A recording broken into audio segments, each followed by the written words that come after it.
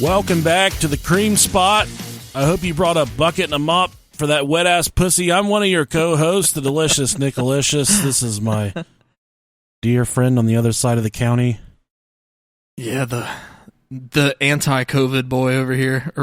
Rob Doggity Dangle Doogie Dog. Rog Doogity Dangle. Corncob Rob. Yeah, I don't fucking know what my name is today. I'm just going with the flow, doggy.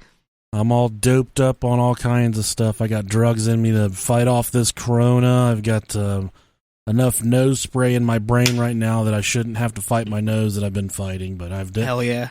I definitely believe my wife has passed me the sword of the COVID sword. Yeah. But my mom didn't raise a fucking bitch, is what I believe is what I'm supposed to say here. So okay.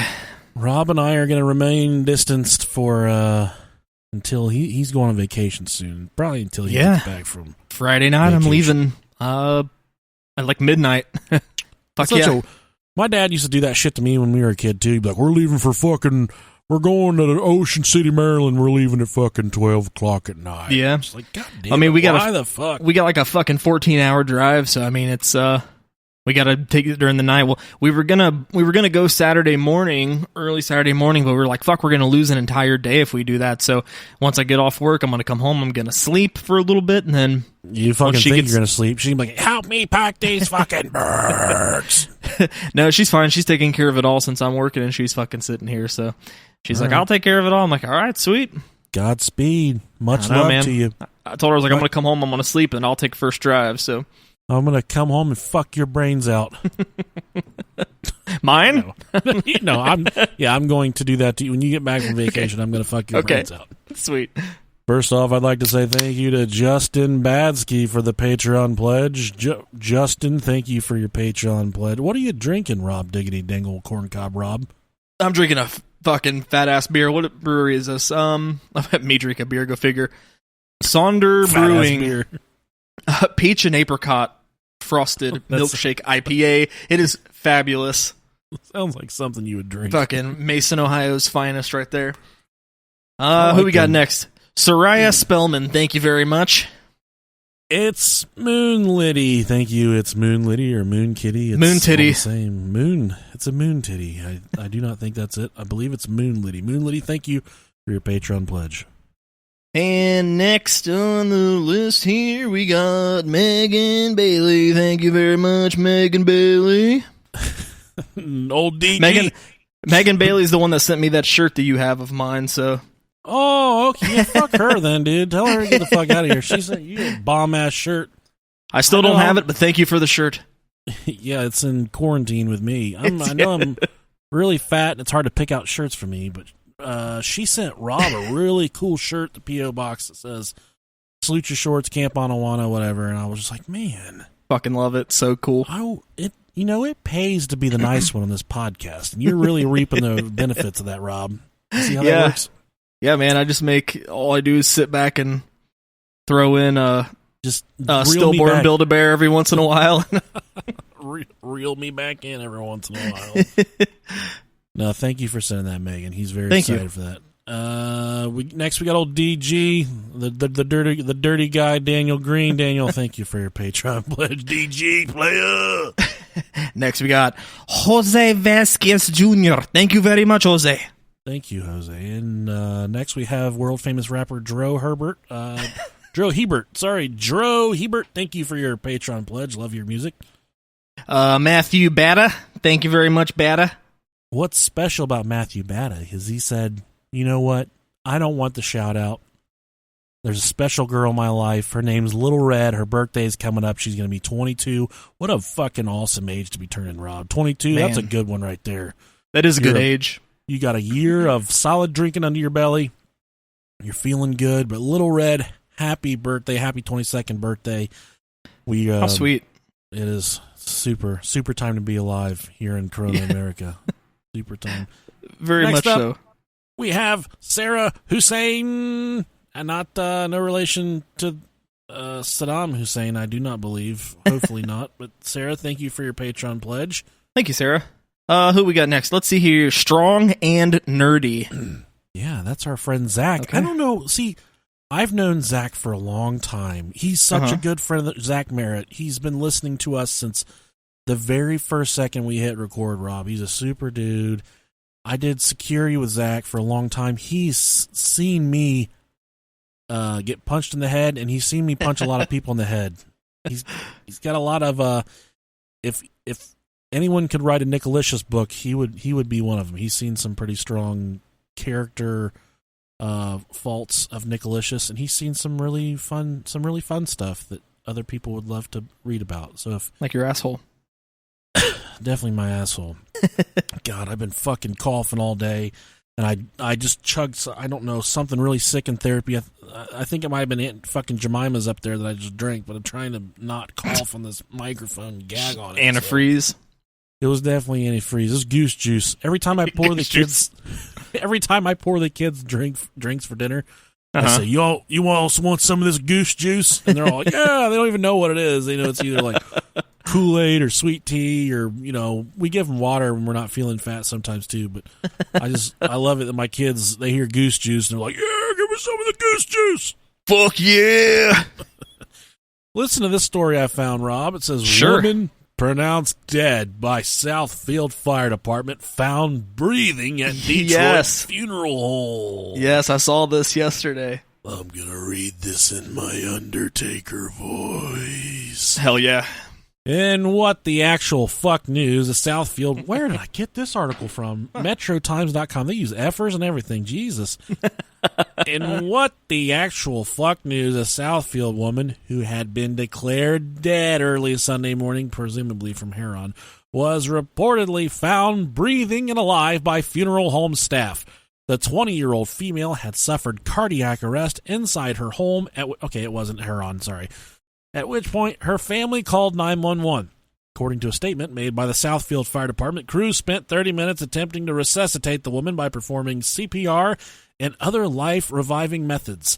Given medical readings and the condition of the patient, it was determined at that time that she did not have signs of life, the statement reads. Oh, man. Someone needs to go back to fucking vocational school and learn how to read a goddamn pulse in that one. Sources told WDJ whatever, the Southfield police allegedly saw the woman move and breathe, but the fire department assured them it was a result of medication given her. Okay. Nah, brother, trust us, she's dead. Oh, God. What medication makes you a zombie? Yeah, the good shit, dude. Some of that goose juice. Right, yeah, exactly. Once transported to James H. Cole Funeral Home in Detroit, however, funeral home staff, too, discovered the woman was breathing, at which point they alerted paramedics, who found the woman was very much alive before transporting her to a nearby hospital for further evaluation and treatment. According to Southfield Fire, there was no indication of foul play, and the emergency workers who responded to the scene followed standard operating procedures and contacted the Oakland County Medical Examiner's Office to provide them with the medical data. The medical examiner's office had also concluded the woman had died and released the woman to families so that they may make funeral arrangements. Hold on just a second. I'm home alone. Is that Paisley? My wife. Yep. Hi, Paisley. Can I help you? No, you can't be in here with me. Cause it's scary stuff. We're going to bring a ghost in here in a little bit. You want to be in here for that? No? Exactly. We're going to do the Ouija board. We're going to bring a spirit. We're going to bring a demon in here. I'll do it right now. Let's do it right now. You want to do it right now? Let's do it. She's leaving. Oh, damn. I was excited. Go. I'll be ready in a little bit. There may be an explanation for this medical miracle, however. My kids are in here just fucking giving me the shit. We had to cut away from there for a second. Jesus Christ, dude. Oh, man. According to medicalnewstoday.com, cases like this have happened before due to what medical professionals refer to as Lazarus syndrome. It's where they cover you up with a bunch of 15% off coupons. They think you're dead because you're covered in so many coupons, and then they bring you back to life. Kind of like stick Kohl's cash up your ass. And that's how they bring you back. It's like back in the day when you went to the grocery store and they had them fucking machines that spit out coupons. Yeah, those were the fucking best, dude. I just ran through and just pulled the bitches out. Like, I didn't even care. Oh, I would walk through like Bruce Lee and just fucking ninja roundhouse kick those motherfuckers right off the shelf. My mom would get so fucking mad. It was always coupons for shit that you didn't fucking need. Yeah. It was just totally defy logic how I could kick that high, being how Chuck. But I was really, I could really get around when I was. Oh man, I wish I would have seen that. Lazarus syndrome can occur after a patient suffers cardiac arrest and is declared dead after CPR or other life-saving methods have failed. It's the return of spontaneous circulation, or ROSC, that appears to reanimate the deceased. The phenomenon was first described in medical literature in 1982, and as of 2017, there have been 38 reported cases. According to a 2007 medical report, 82% of reported Lazarus syndrome cases experienced within ROSC. They experienced that within 10 minutes after CPR efforts stopped, with 45% of those patients reported good neurological recovery. Yeah. That was I had to cut it off again right there, Rob. That was my wife calling me. It's okay, man. She's at the hospital with her mom. Her mom had a serious fucking medical crisis, but that's neither here nor there. Can't catch a break this week, but the kids were in here right before that, Rob. You heard it. I did. I told them that I was about to bring a ghost into the studio and I was going to use a Ouija board, and they fucking ran because they were scared for their little lives. And they walked straight out of here, and they text my fucking wife, dime me out. My wife calls. She's like, why are you playing with fucking Ouija boards? Because she's really, really scared of that shit. Terrified of fucking ghosts and anything, all this stuff.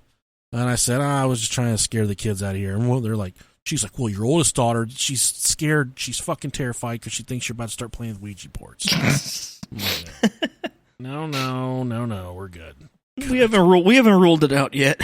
Well, you have not ruled it out yet. I feel like my house would be the house to do that in, because it's a really old house. Plus, my wife already thinks it's haunted anyways. We might as well. Your house was built by fucking pilgrims for sure. Yeah, I'm pretty sure Abraham Lincoln built this house. It was built by General Custer. I fucking hate it. I was talking to my wife earlier, and we were speaking about how some couples like to sleep in different beds from one another. Like 50s television. Sometimes the gossip between her and her friends spills over to me. Not necessarily her friends, but sometimes the gossip spills over. I'm like, what the fuck are you talking about? Because I just don't get wrapped up in the he said, she said. I don't care about it, Rob. Dog. It's funny because I bet I know which couple sleeps in different beds. It's not who you think it is. Oh, okay. Not one you've never even heard of. They do, but yeah. But then, dude, I have a lot of friends at work who sleep in different beds from their wives. I've got some friends in our social circle that don't share a bed, and I'm thinking to myself, is it not commonplace for a husband and a wife to share a bed any longer? My mom and dad slept in a full size. My dad's been pushing 300 my entire life. They were up in a fucking full size for a long time. Yeah. I would go in there, and my mom would be in her moo-moo just up on top of him, just fucking whamming it out. And that's a topic for another episode. Walking in on your mom and dad. That only happened to me twice. Both times really traumatic. Both times really fucked me up, man. I remember when I was living at home, so I had to at least I moved out when I was 16, so I was either 15 or 16, and my wife was over at the house. She was my girlfriend then, of course. I wasn't married at 15, but she was over real late, and my brother, who's 5 years younger than me, and he went over to Beverly. He was like, "Hey, come here, I got something to show you," and she's like, "Okay." So she follows him upstairs, and he leads her to the bathroom right across from their bedroom, and they slept with the door open, and there's my dad sitting there butt ass naked. She's just like, ew! Saw his big old fucking hairy dangler. I think she only saw his ass. Oh no, even better. He had a big ass belly, so you wouldn't have seen his dick anyways. I remember one time I was probably, 15 or 16, and I went to my mom and dad's room, and my mom was laying there by herself, And my mom's like, "You going to bed, sweetheart?" I said, "Yeah, but I'm about to fucking scare Dad real quick." And I dove under their comforter, and she just started laughing. And I didn't know where my dad was at in the house. I just knew he was about to come to bed. Yeah. And they had an old school tube TV up in the corner of their, like, where the ceiling and the walls meet, just right up there in the corner. And I heard him come in the room and, like, walk to his side of the bed, and I jumped up. I'm like, "Roar!" And he was, like, spread out like Jesus, reaching up, because this TV you can barely reach it. The only way you can fucking... the only way you could reach this TV, we're a family of 5'6"ers. We're not big fucking people. This TV was meant to be ran by the remote, and for whatever reason, he came in and he was outstretched, full Jesus, bald spread eagle, trying to hit the power button on this TV, and dude, I saw moles that I did not know that this fucking man had. He was butthole. He was wearing his dick hair, and that was all he was wearing. I did a barrel roll out of that motherfucker. My mom is gagging and laughing so fucking hard, dude. She fucking set you up, dog. Dude, she knew. The only thing that could have made it worse is if she would have hard farted when I was underneath them fucking underneath that comforter and blew me out. As if she was naked too. Oh, you remember going to Grandma's house when you were a little bit younger? Oh man, that's some good shit. It was bad, and my dad's like, I can hear him laughing like the fucking Big Bear and Goldilocks and the three just, and I'm falling down the hallway, about to knock myself out in some fucking drywall, trying to get back to a safe space, But, oh man, but yeah, what? We're already an hour into this thing. We need to get to it, Rob. But no, it's okay. It's okay. We're good. I just thought it was weird that a lot of couples are not sleeping in the same bed, because I wake up sometimes I wake up and I got to put the pussy to sleep. And I'm not trying to walk down the hallway and past the kitchen to get to it. I just... I mean, that's right. I feel like that's the best part about sleeping with your spouses. Dude, I mean, we snuggle all night. I mean, sometimes it's just me kind of getting comfortable and her snuggling me, but right, we kind of, I have to have our legs touching or I cannot go to sleep. Okay. It's like because if I can't feel her legs, then she's out running the streets doing shit on me, and I can't fucking... It's like I don't know. It's like a comfort thing. No, I get it. Been together for a couple decades, and it's kind of just our thing. So. She likes to be the big spoon, and I hate being the little spoon. I'm always like, can I please be the big spoon? Yeah. Can I let me fucking move tonight? It's like, fuck, man. Come on, you're killing my ego over here. I love to get a really strong fisting right before bed too, and it's hard to do that when you guys are on opposite ends of the house. Exactly. For me. This episode, we're going to be talking about, what are we talking about, Rob? Well, first, it was going to be the Facebook spy machine. Did all the research. Apparently, there's not a lot of obtainable information on the interwebs about the Facebook spy machine. It's pretty much what you expect. They're spying on you. They're getting all your shit. And what I did learn about researching the Facebook spy machine, they don't need to use your microphone. So some people are like, they're listening to us all the time, which I think they are, but it's laid out, all these security researchers and shit, right? That no, they don't need to use your microphones, because there's so many other location-based things that they can do to literally learn everything about you. And one of the most profound things I found in this Facebook research that I did, where is it? Well, you go into your Facebook app, okay? I know everyone has goddamn Facebook. We did a sticker giveaway on Facebook. Super exciting stuff. Oh, yeah. You go to your Facebook app, and then you tap on the three lines in the top right-hand corner. Then you go to privacy shortcuts. Mm-hmm. Then you go to your Facebook information. Okay. Then you go to view or clear off Facebook activities. Okay. There were over 600 websites and apps that were actively sending all of my information to Facebook. Holy shit. Yeah. And some of these apps, Clash Royale. Damn it. Golf Clash, all this shit that I play fucking all the time, news websites. Mm-hmm. all this stuff Pornhub. I'm going to. No. Grinder. No. Grinder, hard grinder. There's a hard grinder that I listen to. It's not like the other ones. Okay. But there was all of these apps and websites, over 600 of them, that were sending all of my information to Facebook. Huh. And why would Facebook need to use my microphone if they're actively getting information about everything I do at all times? Right. Yeah, they don't need it. They got everything else. There was this picture floating around online a little while ago, well, probably a couple of years ago, actually, where Mark Zuckerberg posted it was like a board meeting or something, and he posted a selfie, and back behind him was the laptop that he was working on, but he had a piece of black electrical tape over the camera. Yep. So, like, even he knows, Yeah. Motherfuckers are going to be able to access your camera and just watch you whenever. What I learned about him is he's an android bot. He's a weirdo. He's a reptilian. He's really weird. Definitely. He's really weird. He's kind of got a little off-color sense of humor, but he doesn't have a bit of a sense of humor. Man. And I was thinking about it. He has literally all the money in the entire world. What's the point of holding on to Facebook at this point, except for power? Yeah. It just fuck. I mean, I feel like people that are incredibly wealthy, though, want money more than people who are horribly poor.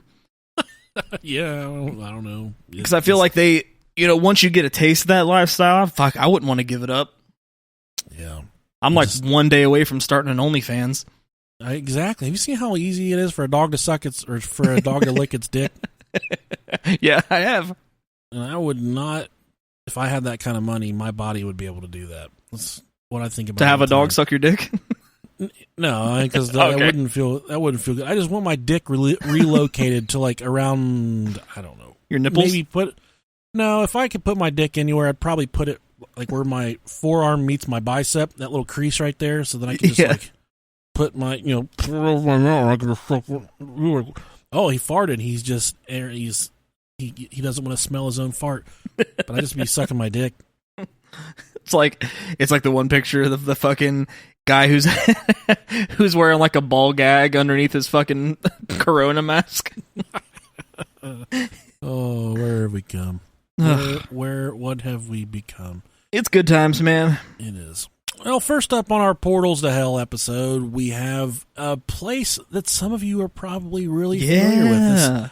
We went all over the world looking for different portals to hell. This first one comes by way of Stull, Kansas, which we had an episode called Portal to Hell, Stull Cemetery. Mm-hmm. And that's where I do Cemetery Terry was. We first heard about Cemetery Terry because, he be sneaking around the cemetery. Some of them boys be coming up in the cemetery like, ooh, we gonna knock over some headstones tonight. But Cemetery Terry, he be sneaking around the cemetery lighting off booby traps and stuff. You step on one of them booby traps, they don't shoot off nails or glass. These booby traps shoot nipples, and these nipples will shoot out and hit you in the mouth. They're either gonna turn you gay or they're gonna turn you straight, because Cemetery Terry, he got a plan, get all the little boys up there in the cemetery. And that's where we first met Cemetery Terry. Is he exclusive to Stull, or does he float around? Oh no, he's a traveling entity at this point. Okay, he's a force in the cemetery industry. I didn't know if he was just bound to Stull Cemetery, or if he was he's a free agent.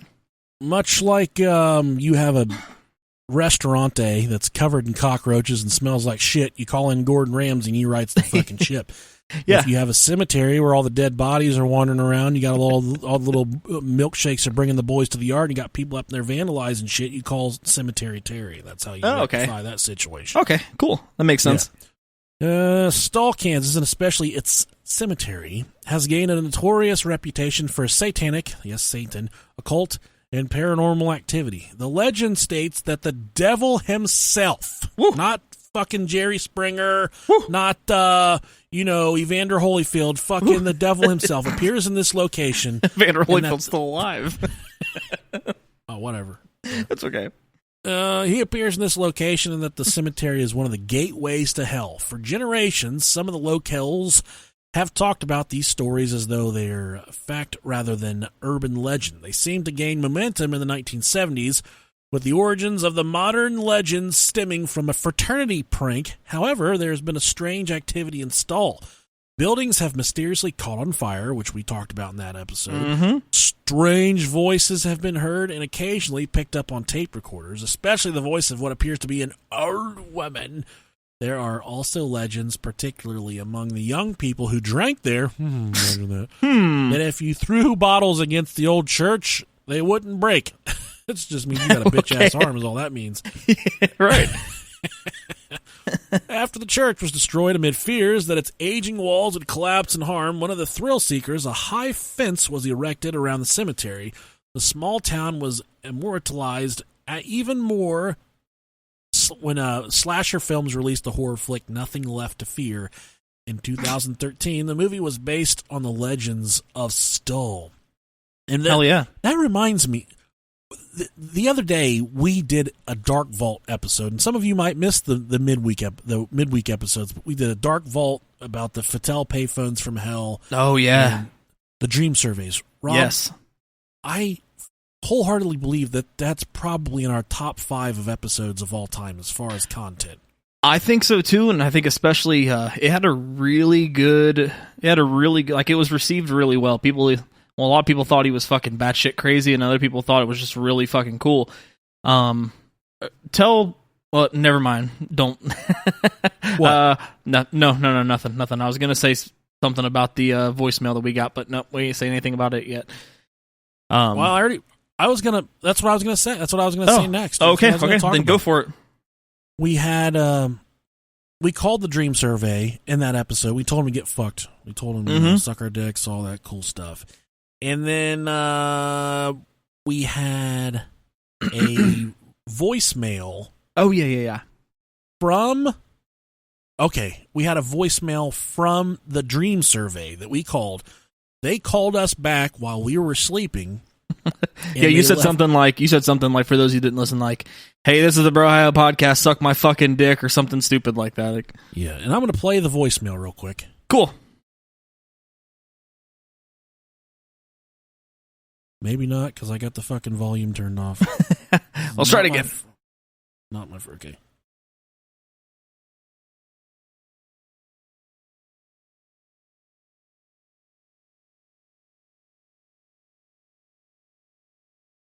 And it's like a little girl whispering. Yeah, you can hear the whispering. It's not too clear what's said, but you can hear the. Well, Bob from Tales from the Dark said it sounds like something like, leave me alone or I'm going to kill. I'm going to play it again. Sounds like we will kill you almost. I don't know. Maybe. It could be anything. We saw how the interpretations of the EVPs in our EVP episode turned out. So that's super creepy. Go check that episode out. Super fucking good episode. Really fun Dark Vault episode. That's probably my favorite one so far. For sure. But Rob's about to take you to Satan's Hollow in Blue Ash, Ohio. Blue Ash, that's about an hour from us. It's not too far. Blue Ash is what you get when after you become ashy. You start to you don't treat it, so it becomes blue ash. It's just a kind of progression. It's something, but they named an Ohio city after it. That's how. Okay. That sounds right to me too. In the woods of Blue Ash, Ohio, there is a supposed portal to hell that has become known as Satan's Hollow to the locals. Or holler. Yeah, Satan's Holler. Rick Finbers, what kind of fucking name is Finbers? A local blogger described it to WPCO.com. It's one of the best known but least seen urban legends out there. A group of Satanists supposedly used to meet there in some type of altar room and conduct their rituals. They must have been pretty good because the legend claims they managed to open a doorway to hell. And according to Finbers, a shadow man guards the doorway to the portal. And this is him quoted here. He is some kind of hall monitor from hell left here by Satan to guard these tunnels. Finbers states on his blog, the shadow man is said to appear in the form of a human, only completely blacked out, hence his name. It is said that screams can be heard coming from the tunnel, and that general feeling of evil is experienced by anyone who enters it. In 2012, paranormal filmmaker David Scott filmed his own investigative journal Into Satan's Hollow, but his investigation had to be cut short due to high levels of bad energy. In other words, he was running out of money. Scott has worked on over 150 cases, but he claimed that this is one of the scariest locations I have ever investigated. Well, that's probably worth us checking out, I would say. That's pretty close to us. I would, whenever I was probably 18, 19, 20, every year I would get a group of friends and I would map out this paranormal tour where we would get all these local kind of urban legend sites. And these people were not nearly as excited as I was to do this shit. They kind of petered out over the years. But Rob, I think you and I could definitely get that thing back together. Just like charge like $9,000 to come go with us, and hell yeah. We just leave them at the first stop. We just take their money and don't even fucking get I'm down, man. I used to work in Blue Ash all the time, and the only fucking scary thing I ever remember seeing out there was how many fucking white people live there. Okay. All right. That's terrifying. We'll go fuck it up, dude. We'll definitely go fuck it up. I'll go I'll poop right in their top of their tanks. I'll upper deck all of them. Upper deck every single one of them. Our next stop is the Seven Gates of Hell in Hellam, Pennsylvania. What a name for a little town, Hellam. Hellam, Pennsylvania, is said to be home to the 777 gates of hell, which are located in a wooded area off Trout Run Road. There are several legends about the origin of this gateway. According to one, an insane asylum once stood on the land, but it burned to the ground and allowed the inmates to escape. Nice. However, get the fuck out of here. Here's your fucking chance, dude. At least it's not Satanist this time. Yeah, it's just fucking mental inmates. However, the asylum was surrounded by 7 gates that trapped the inmates in a fiery cage where they burned to death. That sucks. It does suck. There's no official record of an asylum ever existing on the property, so the story can't be verified, and it seems unlikely to be true. Okay. That takes the wind right out of ourselves. Oh, shit. Another legend tells of an eccentric doctor who erected a huge gate at the entrance to the lonely road to his property. Rumors soon spread that there was a series of other gates along the road which would eventually lead to hell. In reality, the doctor had set up the gates to keep people off his fucking property. Other stories link the town's name to hell. However, Hellam is a corruption of Hallamshire, a district in Sheffield, South Yorkshire, from which many of the settlers in the area originated. Although the legends regarding the origin of the gates differ, all of them agree on these points. There are 7 gates in the woods of Hellam. Only one is visible in the daylight. If you pass through all 7 gates, you will be taken straight to hell. That seems nice. Yeah, I would definitely want to try that. Definitely want to try that. They get one look at my fucking body, though, and they would send me back up. They would say, he looks like a fucking rotten sweet potato. We don't want him down here. He's pudgy. Got an infected ingrown hair underneath his left tit. That's the worst. Dude, it was fucking hot. How hot was it today here? It was miserable. It was like the fucking hottest day of my entire life. I don't even know. I started the day, and the meteorologist, she's like, this is going to be a hot one. So I put deodorant underneath my tits, and I put it on my neck folds, and it really helped out. I was pretty dry all day long. It really helped out. Good. Yeah. Now, I'll let you take this next one with all the really hard words, Rob. Oh, Jesus Christ. The ancient city of Hierapolis in Bukaki, Turkey. It's Pamukkale, but I'm gonna call it Bukaki. Yeah, fuck it, Bukaki on a turkey. Isn't that where a bunch of guys stand in a circle and jerk off and throw it on each other? Something like that. Okay, thank you. In 2013, a temple doorway that was spewing out toxic gases was discovered in the ancient city of Hierapolis, now Bukaki, in southwestern Turkey. As witnessed by a team of archaeologists, any birds that flew too close to the temple would fall dead from the sky. The layout of the ruins matches those of ancient accounts. There are also inscriptions on the temple columns that are dedicated to the gods of the underworld. That's pretty fucking metal right there. Known as Pluto's Gate in mythology. This was an entrance to the underworld, a gateway to hell. In the final years BC, the ancient Greek geographer Strabo wrote of the entrance, "It is an opening of sufficient size to admit a man, but there is descent to a great depth. The space is filled with a cloudy and dark vapor so dense that the bottom can scarcely be discerned. Animals which enter die instantly. Sucks to be weak. Fuck you. Even bulls, when brought within it, fall down and are taken out dead." Jeez. "We have ourselves thrown in Sparrow." Oh, that's weird. "Which immediately fell down lifeless." Okay. I would hate to be on the fucking work crew where they're like testing this shit. They're like, okay, they wish to do a bull today, and you gotta fucking...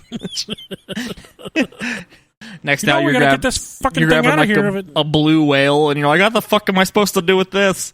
"You would like to do a sperm whale today. Whole entire. You must catch it from the ocean. We will kill it. If it kills the sperm whale, we will all blow each other." Fucking thing just can't breathe.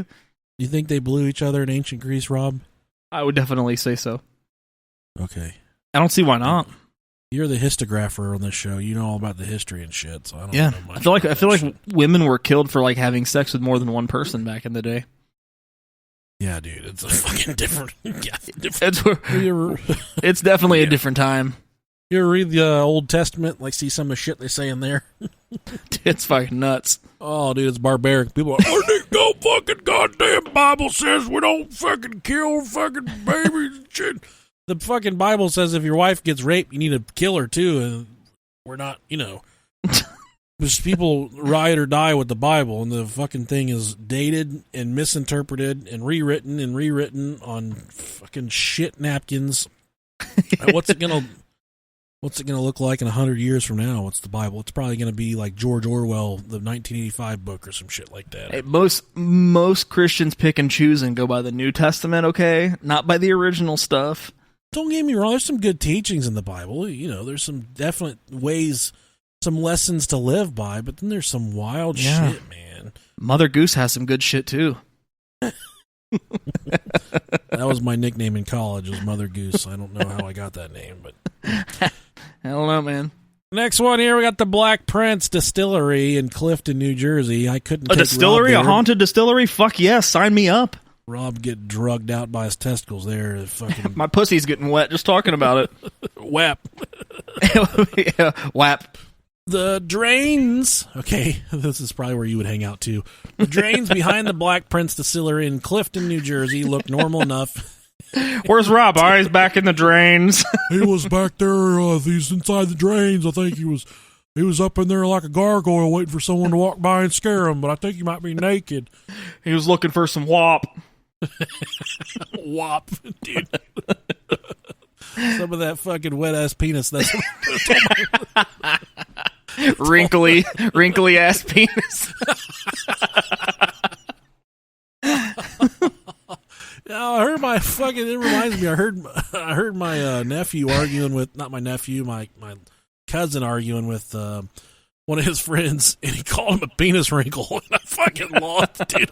I haven't heard somebody call a penis wrinkle in a really long time. It's such like a middle school insult, but it's a good one. But it's so good.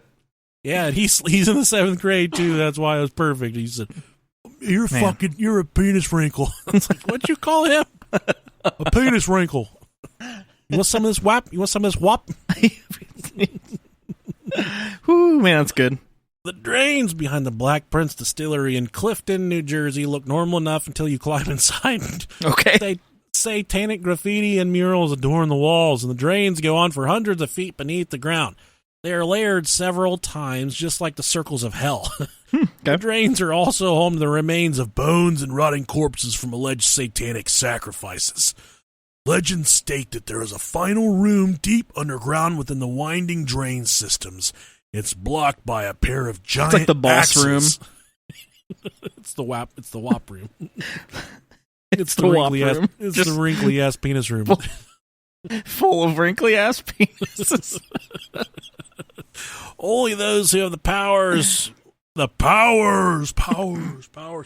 will be able to move these obstacles. Those who do get inside will see a glowing human skull, which is the last sign before they encounter the devil himself. More realistic stories about the drains, although no less grim, are that many adventurers and explorers have simply become lost in the extensive systems, eventually drowning to death. That fucking sucks. That does suck. Drowning in shit water. Gross. There are also accounts of the drains as a meeting place for the various dark groups, including the local KKK and devil worshippers. No fucking wonder they would gather like a shit pipe to do so. Could you imagine like drowning? You know, you're thinking you're gonna drown, you're just waiting for the water to take over your lungs, and then all of a sudden a fucking big old fat greasy turd gets stuck in your throat and you choke to death from the turd, not from drowning in the shit water.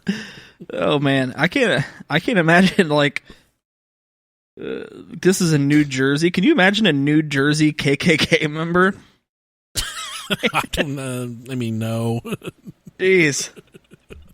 What a bunch of nasty fuckers. Hopefully they're... Hey, isn't it fucking great to be white, man? I wake up every day and put my fucking gold chain on, go to the beach, hit the gym, do some fucking laundry, and worship Snooki. What the fuck goes on in New Jersey?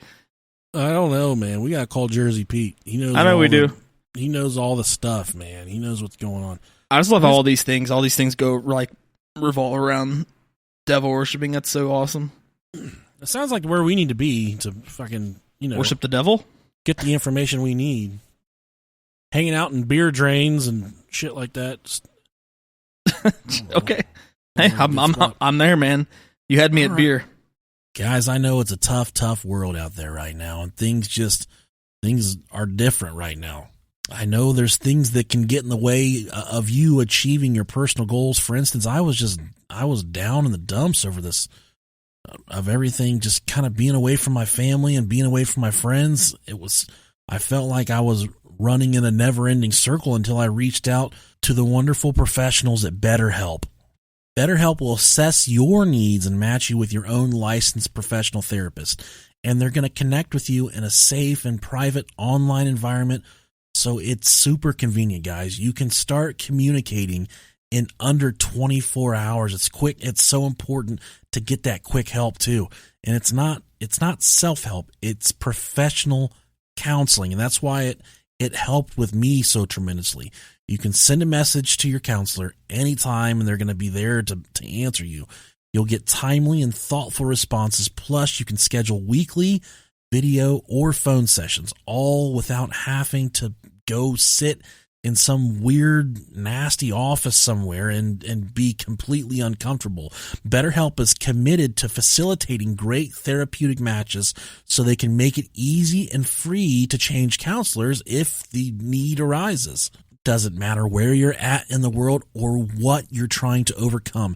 Depression, stress, anxiety, family conflicts, anger, grief, self-esteem, whatever it is, they can help you, and it's going to be completely discreet and confidential. And my favorite part, it's professional and it's affordable. You can check out the testimonials posted on their site daily.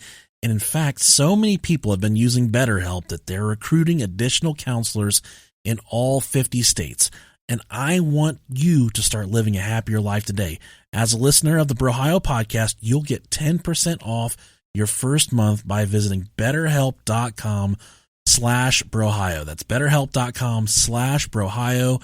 Join over 1 million people taking charge of their mental health. Again, that's BetterHelp.com/Brohio. This next one is one of my personal favorite spots. Yes. And probably one of my most favorite episodes we've ever done. Tell them about it, Rob.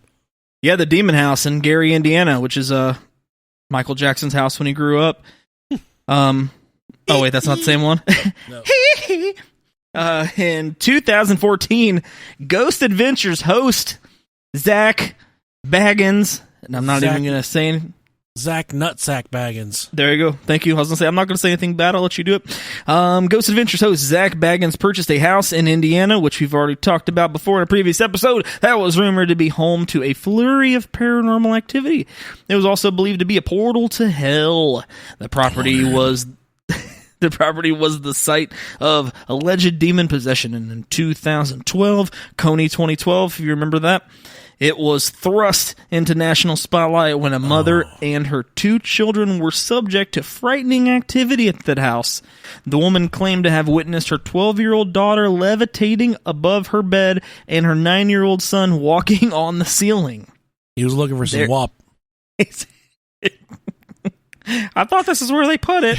I know there's some wrinkly-ass penis up there somewhere. There are official reports from Indiana's Child Protective Service that partially back up the family's claims.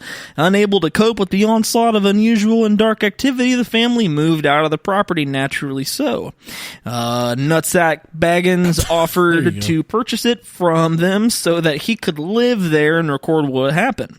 In February 2016, Baggins had the house destroyed, of course, to close the portal. I'm going home. Yeah, he claimed that he'd had an encounter with dark energy and that the demons in the house were indeed real. Conveniently decided he wanted to rip it down, though. The property was bulldozed and the house was reduced to rubble. Not satisfied that this would do the job, Baggins had the rubble collected and locked away in a storage facility, stating that the house should never be inhabited again. I mean, if he fucking bought it, no, he wouldn't have to worry about the house ever being inhabited again. No shit. Tax write-off anyways. It's fine. I'm surprised he didn't... Did he... Do we know, did he make... I think he did. I don't think it was very good. If I remember correctly, it was kind of like one of those straight to VHS kind of motherfuckers. It wasn't very good. It sucked. So it's fake, just like the rest of his shit. Okay, cool. I guess something like that. One of my favorite things about that story is how it's corroborated by the local police and the hospital. They took the boy to the ER, and this fucking kid walked up the wall right in front of a cop and some hospital personnel, and it's in the reports and whatnot. You can.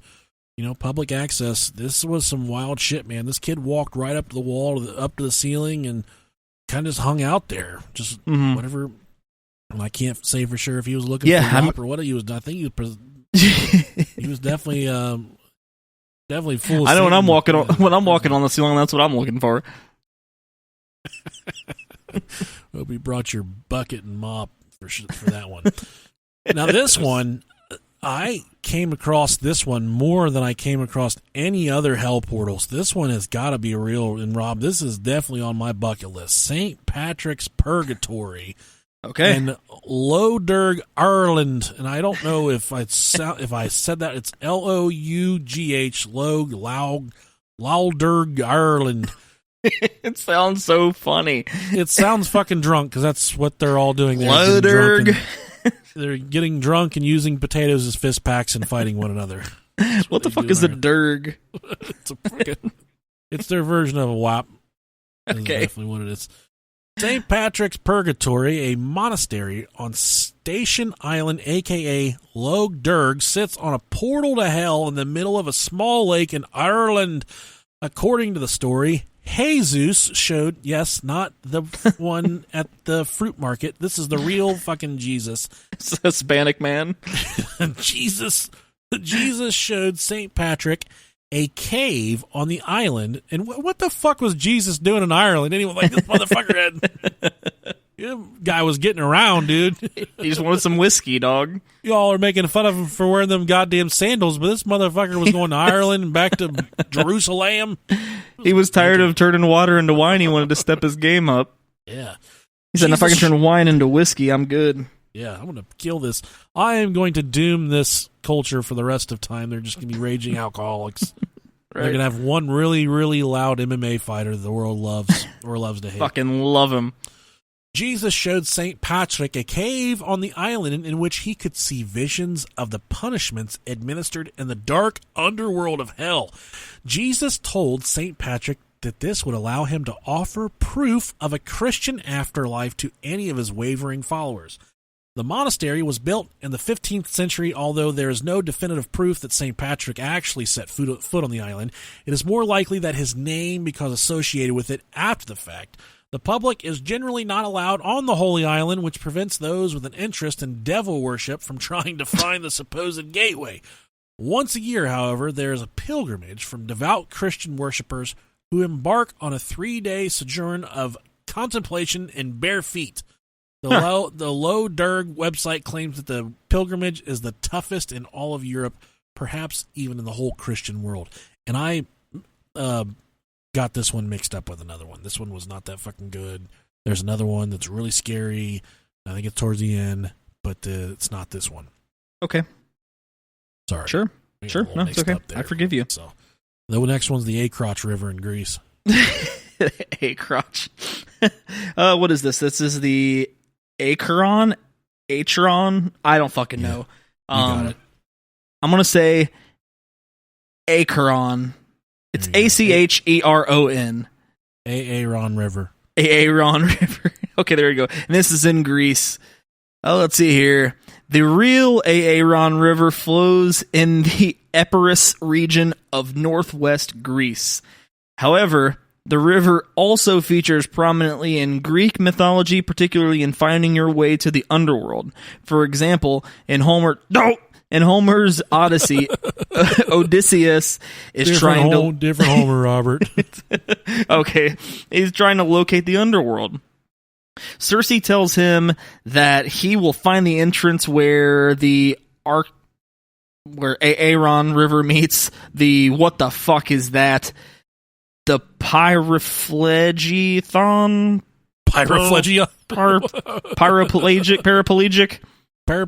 where it makes the paraplegics and the Styx, like the band, Virgil's epic poem. Holy shit! No wonder you gave me this one.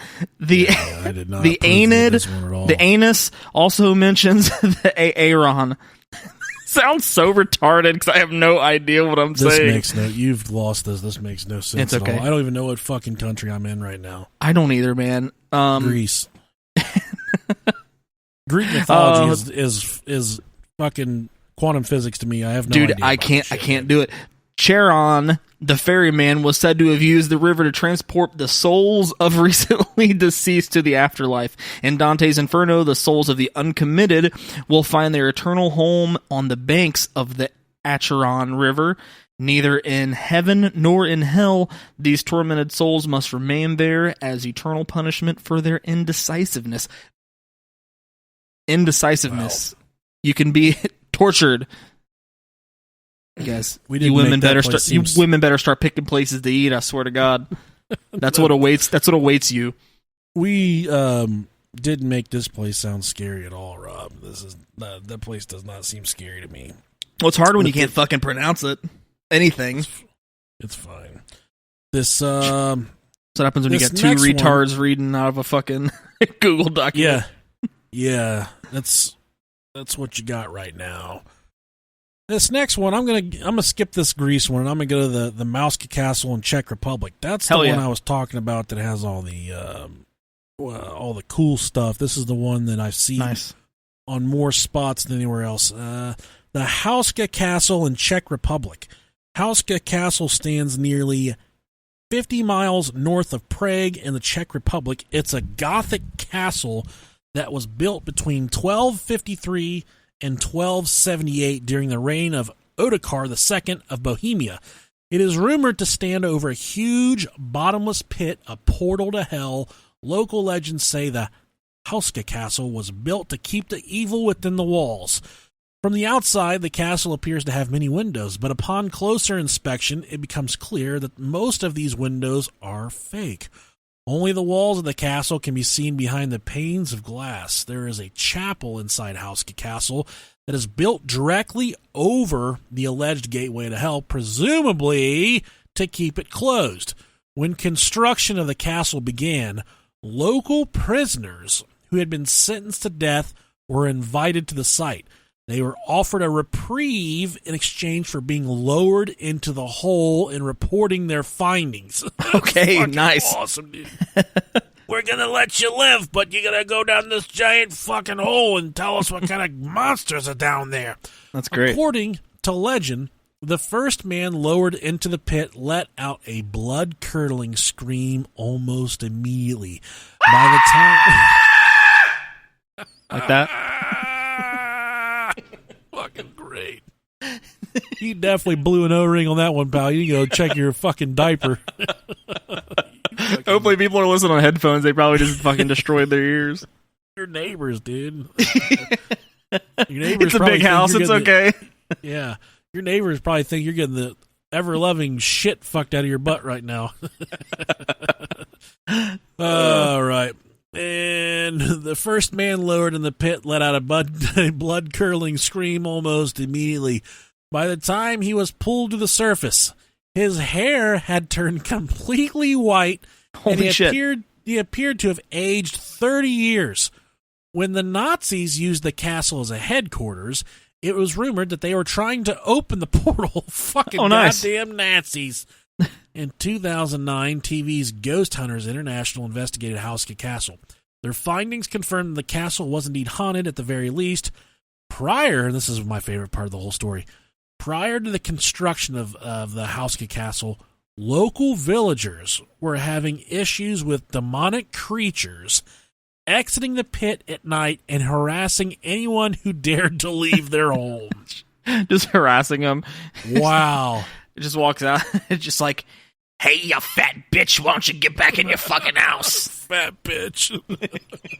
The big, giant, fucking snarling goblins are like, you better not come out here. It's dangerous out here on these dirt streets, lady. I was looking through your window and saw your little dick. You better not come over here, buddy, or I'll suck it. Oh, man. I just wonder what kind of creatures were coming out of this place at night, what kind of creatures they're talking. I love anytime there's talk about creatures and shit. Yeah.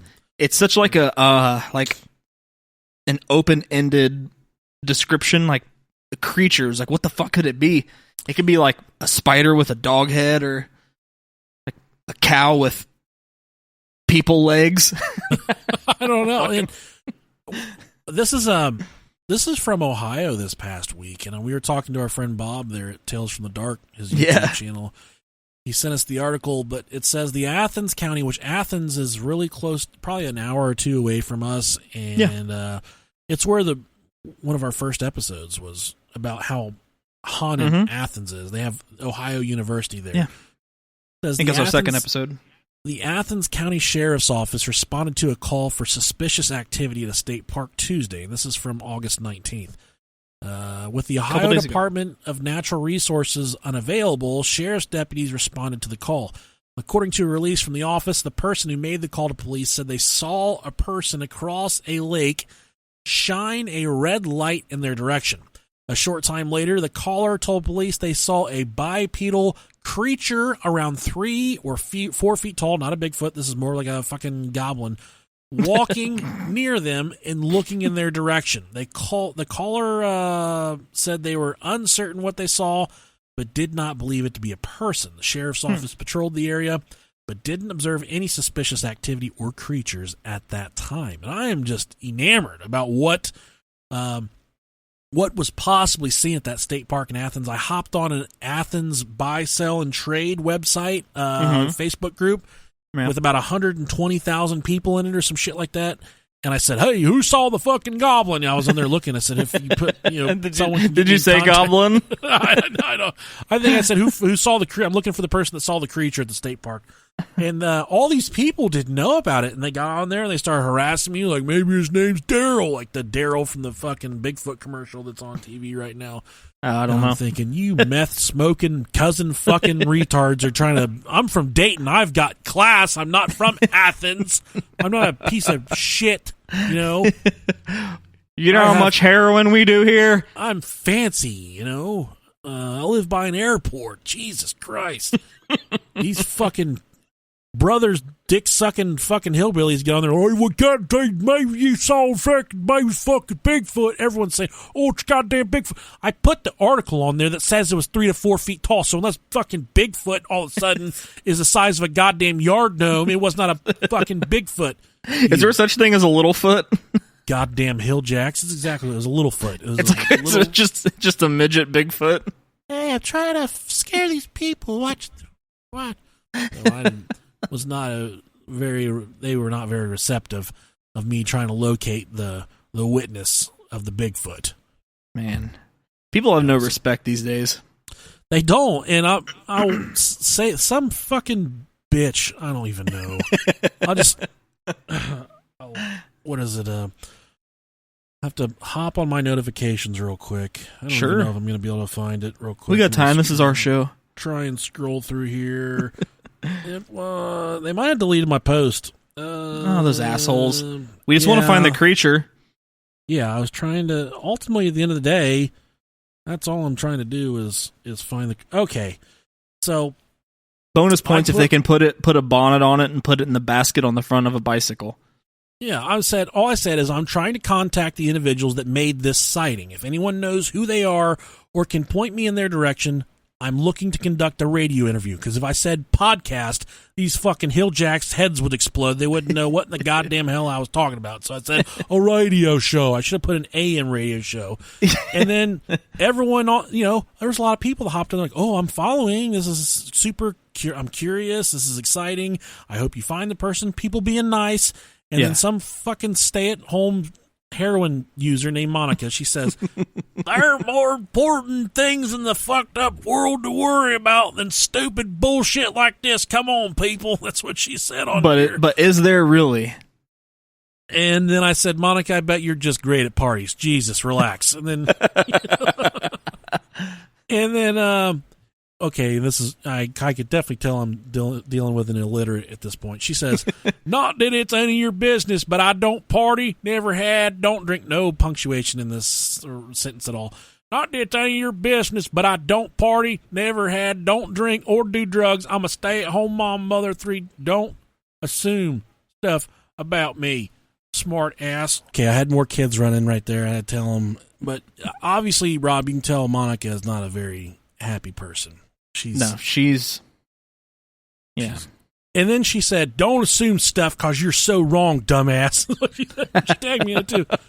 And I said, listen to this. Listen to me roll this hillbilly through the fucking mud. I said, you're correct. I don't know you, and the amount of time it took you to stop and say something hateful in this post, unprovoked, you could have been reading a book to your kids, telling a stranger they look nice, calling a loved one you haven't spoken to in a while. Instead, you used all that energy to stop and say something hateful to a stranger that didn't even ask for your help. That tells me all I need to know about you and your miserable existence. And at that point, the fucking floodgates.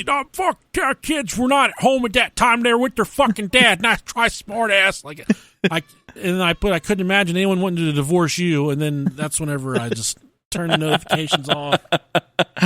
Rolled the fuck out, dude. Oh, shit. I'm a Facebook conquistador is what I am. That's what I do. Well played, my good sir. Yeah. So tell them about the Gates of Guinea. This is a really cool one, too. Hell yeah, Gates of Guinea. The New Orleans is America's cultural epicenter for voodoo religion and a city with unique ties to the afterlife. Practitioners of voodoo describe an underworld known as Guinea, through which all souls must pass en route to their final destination. Guinea is billed as a more murky plane of purgatory than the traditional fire and brimstone of hell, but it's an accessible underworld nonetheless. The Big Easy is home to not just one physical gateway to Guinea, but 7, scattered among various cemeteries and portions of the French Quarter. If you're planning your itinerary, the first gate is said to be at the famous tomb of Marie Laveau, and is most active on holidays such as New Year's and Mardi Gras. Just don't travel light, as each gate has a guardian that must be appeased with ritual offerings, and they're said to be prone to anger. Bring that wop. That's understandable. Guarding the land of the living from the souls of the dead is likely no easy task. Ancient stone arrangement and lake. Oh, I'm sorry. This is the next one. Damn, I'm just fucking ready to go. Well, you say this says fucking something about 7 different places, and I'm sitting here getting ready to go on to the next one, and it's a completely different place. Well, I definitely want to go on the voodoo tour. Yes, in New Orleans. I want to go to New Orleans really bad. I've been to New Orleans once. We drove there probably like 5 or 6 years ago. No, I lied. It was like maybe 2 or 3 years after Katrina. Okay. And I'm definitely down for that. Yeah, they still didn't have. It was one of the years that he didn't even have Mardi Gras because everything was still getting cleaned up, and it was a crazy place. Yeah, even in those times, it was still crazy. People showing their kid. Do you get beads for showing your WAP, or is it just for women bearing their chests? No, but I did throw up in a street trash can. Oh yeah, you've told me about that before. There, yeah, because I told you about how there's no fucking such thing as a public bathroom there. Yeah, they got damn like you go to a McDonald's and there's like a coin operated locks on the doors. Oh wow, that's fucking wild. Yeah, it's really crazy. Trying to keep out the bums and shit for sure. There's a lot of homeless people there, so makes sense. Next, we're going to go to... I'm going to skip this one. I'm going to go down one more because I feel my timer running out. Sure. You know what I mean? I do. This is the vortices or the vortexes, I don't know how you pronounce it, of Sedona, Arizona. And this is one that I've had a lot of interest in over the years, and I've heard a lot of stories about it, traveling back and forth to Phoenix, people talking about, hey, you know about the aliens in Sedona? I'm like, man, what are you talking about? And they're like, you know about the demon and hell portals in Sedona? I said, man, what the fuck are you? Seems like a really awesome place for us to maybe check out sometime. Sure. Sedona, a small town in Arizona, was once known by the Native American tribe as Nawanda. Wakanda! You know, I've never seen any of those movies. Dude, it's so fucking good. I've heard they're incredible. I've just never seen them. Black Panther is so good. I need to check that out. Yes, you do. And at one time, a most sacred city to them. It is said that the red rocks of the deserts, and that's what, when you see pictures of Arizona and you see the red rock formations, that is not Phoenix. That is not anywhere close to Phoenix. That's an hour outside of Phoenix in Sedona is where the red rock formations are. So don't get that twisted. It's okay. Okay. It's said that the red rocks of the deserts that surround the small town can create vortexes with the capability of transporting people to another realm or dimension. Yes. Okay. That's what I'm talking about. Native Americans believe these rocks were spiritually charged, while sounds emanating from them have been reported in the mountains of Arizona, claims to be the doorway of the gods, a strange stone arch portal to another time and space in the 1950s. A local tribesman was aiding treasure hunters who were searching for the gold in the mountains. Sorry, I was interrupted again right there. God bless America. He told them a story of his people dating back to the 1800s of 3 tribesmen who had discovered the archway while riding in the desert. The story goes that when one of them walked through, he simply disappeared. The other 2, believing they had encroached on sacred land, fled the scene. We gotta get the fuck out of here. Nice. What's that? Yeah. City Slickers. That's one of my favorite movies, man, from back in the 90s. That was a good one. Never saw it. You never saw City Slickers? No, man. Oh, man. That was good. That was right up there with, like, where they make the dead guy dance. Weekend at Bernie's? Yeah. Right up there with that one. Hell yeah. Yeah, for sure. Okay, I lost my spot here. The helpful tribesman stated that he had also seen a strange incident at the alleged doorway. While out in the desert, a sudden rainstorm hit the area and turned the skies gray with clouds. As he turned to leave, he caught a glimpse of the archway and saw that the skies through the arch were clear blue. He walked closer to it, seeing that the archway's image of the mountain range was the same and the only difference was the sky. However, he too became scared, mounted his horse, and returned home. He fucking fucked his horse all the way home. He told the treasure hunters that only his people knew of the stories. He he had only spoke of it because they had shown him kindness and to serve warning to not walk through the archway should they come across him. But there's a lot of people that go that kind of fucking shamans and all kinds of weird people. I don't even know who they are, Native Americans, that talk about a lot of weird, heinous shit that comes out of these portals there in Sedona. And it's not just one portal. There's a lot of different portals in this area. They talk about UFOs and aliens coming through, and I know the Jim Edmonds from Stardust Ranch, he speaks passionately about what happens down there in Sedona. But there's a lot of people that say there's some demonic-based entities that come out of some of these portals and stuff, and that they might might be even hiding a portal to hell down there somewhere. Nice. Hopefully they are. Sign me up. I want to go check out Sedona really badly. And there's another, what's it? There's Superstition Mountains in Arizona. Okay. There's a legend about this gold that was hidden in the Superstition Mountains, and I've wanted to do an episode on it for a long time. But there's this, the Dutchman's. Oh God, Dutchman's Gold Mine, Arizona. I don't want to get it off. The Lost Dutchman's Gold Mine. So there's allegedly there's a mine. There's a gold mine that was hidden near Apache Junction in East Phoenix, and there's a lot of different stories about it. This German immigrant named Jacob Waltz, he hid some gold, and there's allegedly a half of a map that leads to it, and there's a. I don't think he was the one that hid the gold. I think it was Captain Kidd's lost treasure.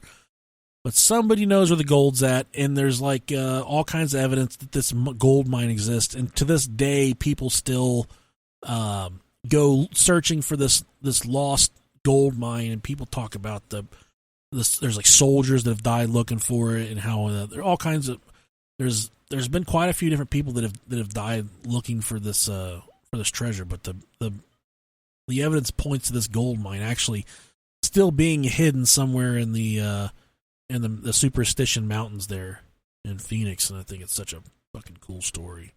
Oh yeah, Superstition Mountains. I just imagine like a mountain with like a bunch of fucking mirrors and open ladders and black cats galore. We went there, man, and it's a really cool spot. Definitely a beautiful spot, but it's a really cool story. We'll have to cover it sometimes. But I'm leaving this last one for you, Rob, because I wasn't sure if we were going to do this one or not, because this is a long one. Yeah, we'll just knock it out real quick, and then we'll be done, man. But sure. This one, you've always talked about how you want to do this episode, but this is like a little. We're just barely dipping the tip in on what the fuck they got going on at this place. Hell yeah. This is a place called CERN. So in 2016, a video appeared online that seemed to depict a ritual sacrifice on the CERN grounds right in front of the statue of Shiva, a Hindu deity. In the video, you can see a number of cloaked figures gathering near the statue surrounding a woman. The video is taken from the point of view of an unsuspecting onlooker who decides to run for it after realizing what's about to go down. And I saw the picture of this, and it definitely looks like some type of satanic ritual going on. Okay. Right there in the middle of the property of CERN, and you can tell the person taking the picture is snapping the picture from a distance. There's like a fucking there's people in hoods and like black lanterns, and there's all kinds of fucking weird shit going on, man. It's just hell yeah. It's a weird spot. I was hoping I could grab it real quick. I gotta copy the image, and I'm gonna come over here, and I'm gonna bloop, drop it in right there. So you can see how that's kind of like how ominous that is. Let's see. Oh yeah. There's definitely, you see the people in the black hoods all standing like a pentagram. Yeah, it's real weird. Real weird. They're like, oh, no, this is nothing to see here. This is just a giant. We always do this on the weekends. This is nothing to talk about ever. And the shit that they're doing there, like splitting the God particle. Yeah, man. There's no fucking reason. These are supposed to be the brains of the universe, and here they are fucking out in the courtyard ready to cut a goat or a baby in half. I don't know what they're doing right now. Who knows? It's hard to tell. It's kind of far away, but it's still, pretty scary looking. Let's see here. So perhaps related to the strange activity in the skies above CERN is the incident of November 2009 when an Aberworld Airbus A330-300 allegedly vanished temporarily. As the story goes, the plane was carrying 170 passengers and had been heading toward Santa Cruz, Bolivia, when it seemingly disappeared mid-flight. The plane was then reported. The plane was then reported to reappear. I know what you meant there. I was reading ahead. Reported to reappear roughly 5,500 miles away at Tenerife North Airport. I probably said that wrong. On the Canary Islands. According to the Inquisitor article published in 2016, some believe CERN's Large Hadron Collider may have been the culprit of this mysterious turn of events, given that it had just begun circulating beams the previous year and was preparing to do so again. Prior to November 2009, the LHC had temporarily been out of commission due to a malfunction dubbed the Quench Incident. That's like when you push your butt cheeks together really, really hard right before you're about to spray poop and piss out of them at the same time. Oh, shit. It's not a clinch, it's a quench. Which occurred on September 19, 2008. Liquid helium vented into the collider's tunnel, damaging 53 superconducting magnets. Oh, God. Purveyors of the Airbus theory believe the strange event may have happened during the preparations for the LHC's relaunch in early November. According to the theory, scientists at CERN had accidentally produced some kind of time warp during one of LHC's startups. They immediately shut everything down.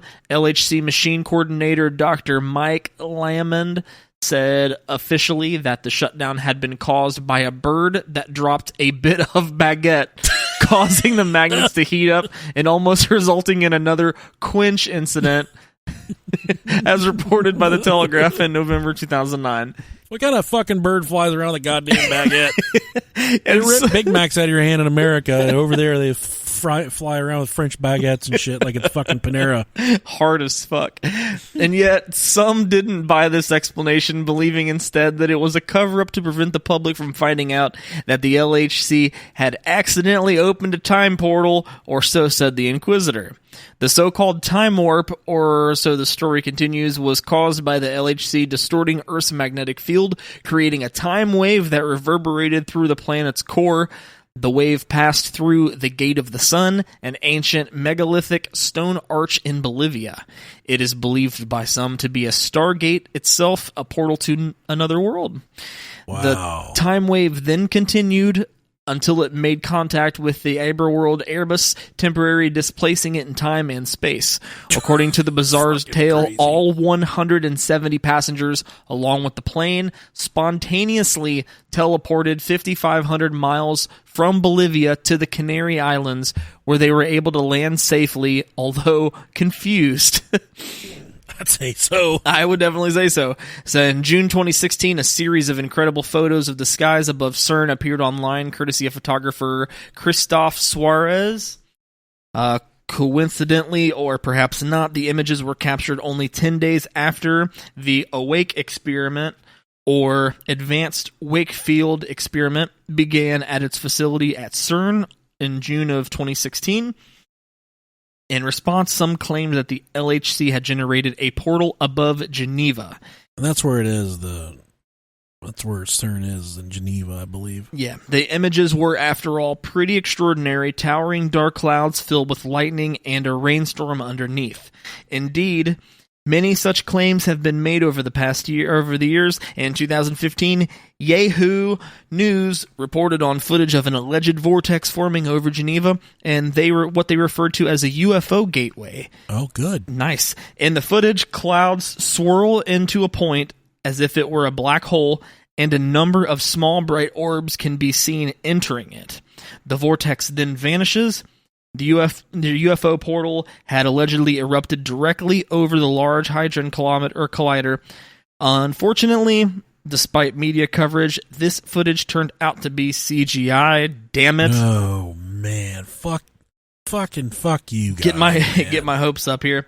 Another alleged portal appeared over Geneva on July 5th, 2016. This one in the form of clouds that created a ring when looked at on radar. According to the video, the cloud portal coincided with an emergency shutdown of LHC, which happened after a weasel hopped over a substation fence, bumped a transformer, and knocked out the power. That is like one of those lies that's like a lie that a kid tells, like when they done something really bad.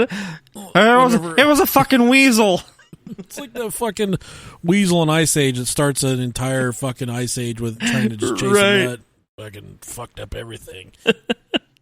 And what they're, man, I can't wait to do that episode. But what they're doing there at CERN and the opening up portals and trying to bend time and split the God particle. Yeah.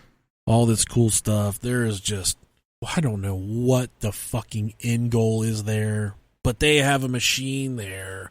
And what's extraordinary about magnets, man, is we don't understand fully the science behind magnets and the way they work. And it's kind of like we speak about the magnetic pull on Earth and all this shit, and no one has a real fucking answer about how all this shit works.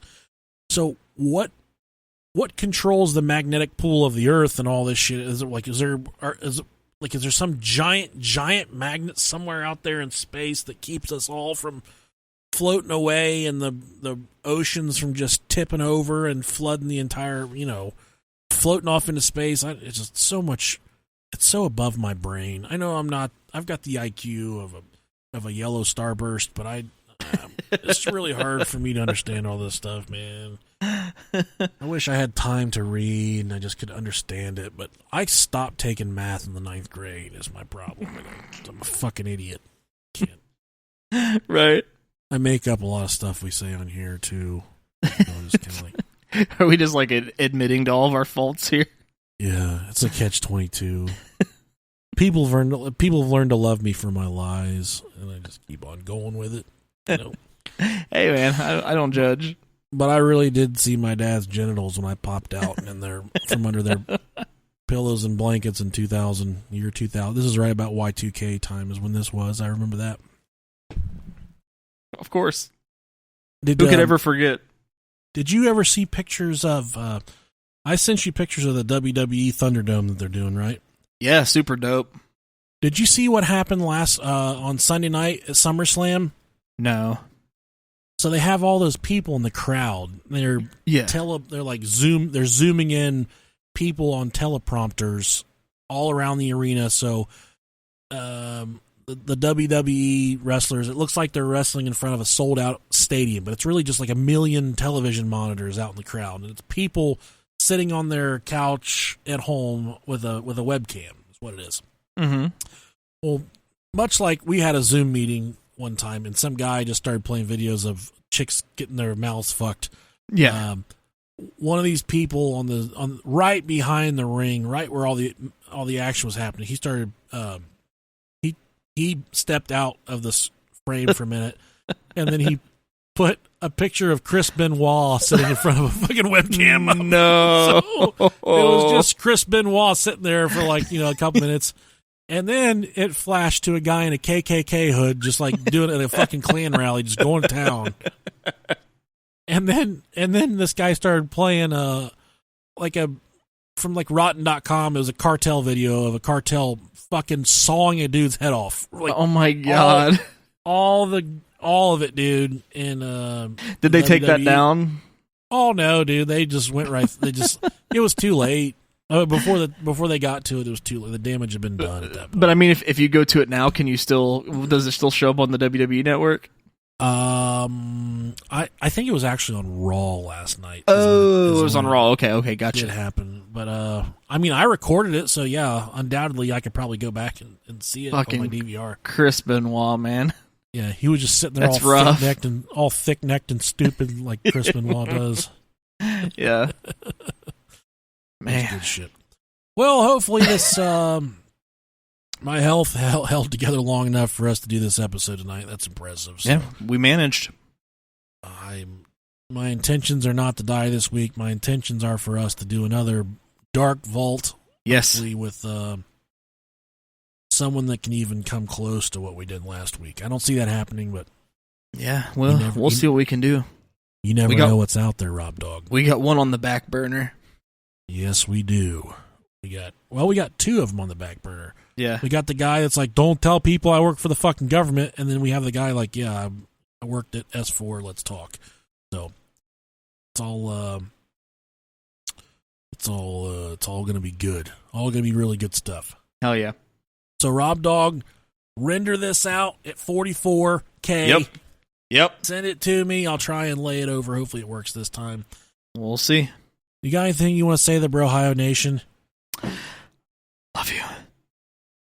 Well, we had a lot of people reach out this week to just say, you helped me in a dark spot. I'm kind of going through some really hard stuff, and I just want to tell you guys to keep fucking at it. It's cliche to say just keep going, but man, we've been there before.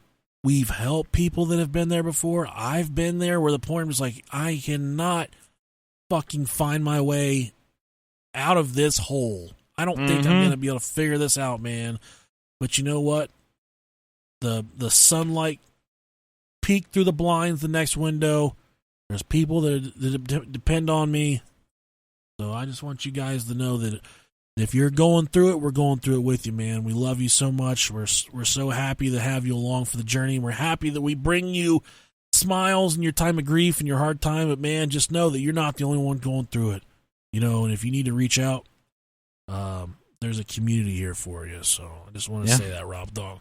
Being a grown-up fucking sucks. There's nothing fun about being a grown-up. It's hard. It sucks really bad. It sucks really bad. But I hope that you guys can see the end of the rainbow. It's there for you. There's a pot of gold. As long as you don't go to that really bad island in Ireland, there's a pot of gold. So you got this by the balls. You got it. So let's wake up tomorrow. Let's kick it in the fucking ass. Let's just be better. Be better than we were the day before. Be better humans altogether. Quit shooting fucking people that don't need to be fucking shot. Quit fucking kids because you child molester politicians are fucking crooked criminals. Pizza, trying to bribe these kids with pizza. George Soros is buying everything. Bill Gates is going to have the vaccine. What do we need a vaccine for from Bill? It works on computers. Why do we need a guy named Bill Gates that works on computers to create the vaccine? It doesn't make any sense. I got some alpha brain, mega, beta prostate checker right here. We're selling it for 10% off at Infowars.com. Infowars.com. We got 20% off the elderberry for you can put the elderberry in your ass. That's what Rob Dog's done to avoid the COVID-19 in his house. Which all the COVID-19 is all a big hoax put on by the radical left, and all of this will go away in November. Is that what I understand, Rob? I believe so. That sounds about right. All right. Thank you, Alex. It's always a pleasure. All right, fuck all of you. We love you all so much more than words can ever explain. Yeah, fuck you. We love you. Tell them the good news, Rob. Yeah, I just fucking said it.